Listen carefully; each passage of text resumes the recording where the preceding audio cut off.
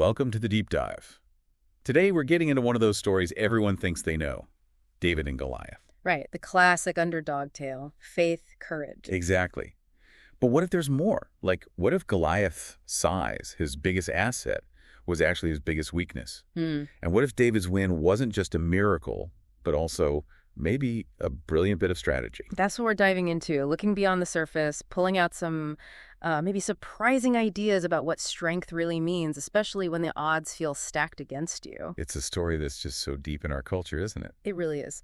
But yeah, looking at it with fresh eyes, thinking strategically, even psychologically, new things definitely jump out. And to really get David's genius, we have to paint the picture first, set the scene. Right, the Elah Valley. Picture it. Two armies, Israel and Philistia, just stuck, facing each other. A standoff, a really tense one. Not fighting yet, just waiting. A war of nerves. And right in the middle of all that tension, Goliath. A giant problem. Yeah. For 40 days, this huge Philistine warrior comes out every day, taunting the Israelites. Just yelling across the valley, basically saying, send someone out to fight me, single combat. And he was terrifying.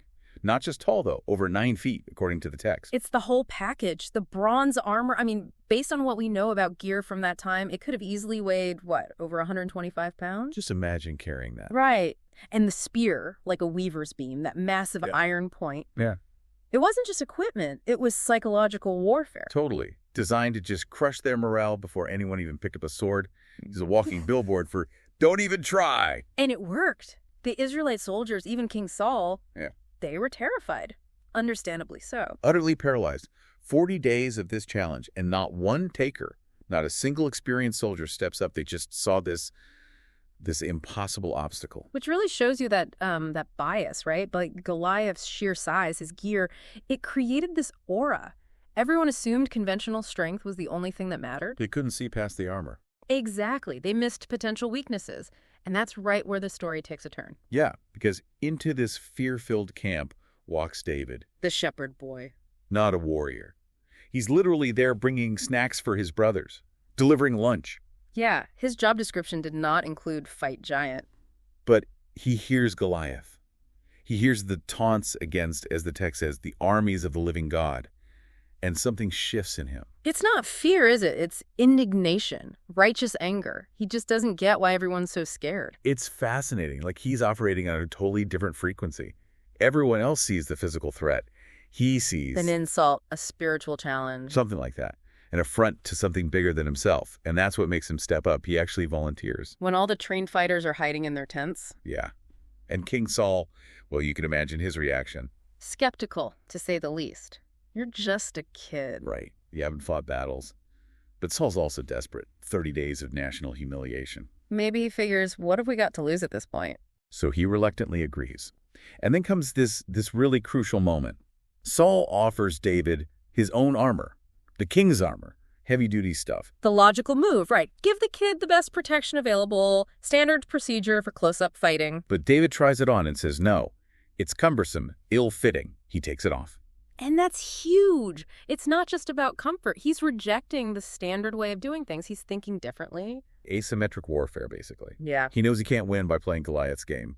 Heavy armor, close fighting, no chance. He needs his agility, his speed, his freedom of movement. He's relying on what he knows, his skill, and his faith, of course. So he chooses his own weapons, what he's used to. His shepherd's staff, his sling, and 5 smooth stones from the stream. That's it. It seems almost pathetic compared to Goliath's gear. From a conventional view, yeah. But it's a strategic choice. He's changing the rules of engagement. It really paints a picture, doesn't it? The massive armored giant built for close combat. And the nimble youth, lightly equipped, almost exposed. It tells you right away. This isn't about who hits harder in a traditional sense. It's about strategy. It's a mismatch. And we shouldn't underestimate that sling, should we?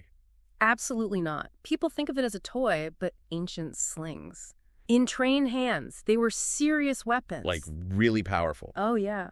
Studies suggest stones could be hurled at speeds over, say, 60 miles per hour, maybe much faster.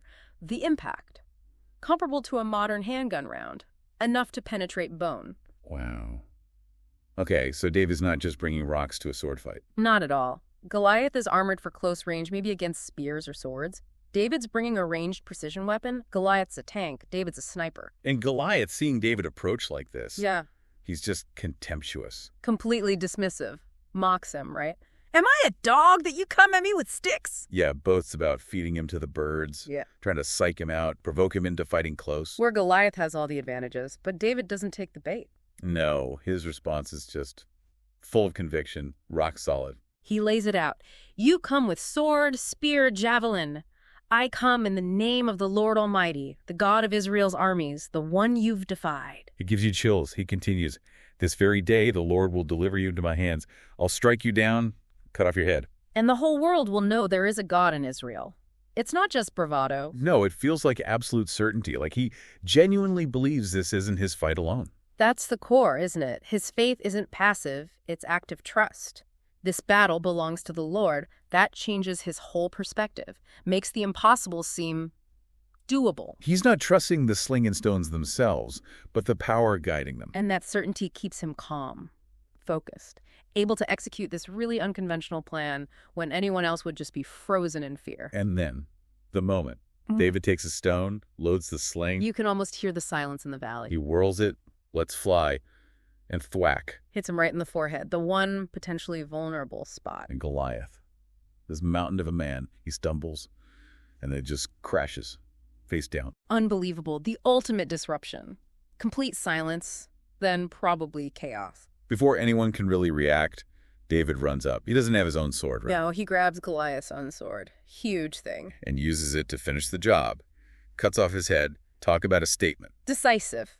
And the effect on the armies. Instantaneous. The Philistines see their unbeatable champion down. They just panic, turn and run. And the Israelites, who were terrified seconds before, suddenly filled with courage, they chase them down. A total rout. All because of this one shepherd boy and his different approach. So, okay, great story, thrilling. But what's the deeper takeaway for us, today? Well, one thing is that David's weaknesses were maybe his strengths in disguise. Exactly. Like some analyses point out, Goliath was built for a fight David simply refused to have. All that armor made him slow. His size made him a massive target for a projectile weapon. David brought the right weapon for that opponent. He didn't try to match Goliath's strength for strength. It's classic asymmetric thinking, like a small, agile company disrupting a huge, slow-moving industry. You don't play by the rules, you change the game. So, true strength. It doesn't always look like bulging muscles or heavy armor. Sometimes it's agility, precision, a different perspective. Goliath's perceived strength, his size, was actually his vulnerability to David's attack. That's so relevant, isn't it? Because everyone faces giants, things that feel just too big. Yeah, absolutely. We all have them. Maybe it's money problems or health issues or relationships that just feel impossible, or even just our own insecurities holding us back. And those giants often seem to have all the power, all the advantages. They look unbeatable. So what do? David's story suggests you don't have to just rely on your own limited strength. You don't have to feel inadequate. You look beyond the obvious. Think differently. Right.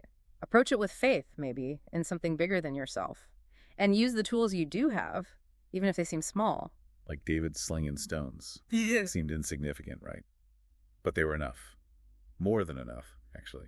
In the right hands, with the right strategy, the right belief, it also really hammers home the power of perspective. How so? Well, think about the Israelite soldiers. They saw Goliath, focused on his size and weapons, and were paralyzed. For 40 days. They saw an unbeatable enemy. David saw something else. He saw an uncircumcised Philistine defying God. He focused on the insult, maybe the vulnerability behind the bluster. And that perspective difference, it led directly to action instead of fear. So how you see your challenge changes everything. It dictates how you respond, or if you respond at all. Exactly. It can unlock your ability to find a way through.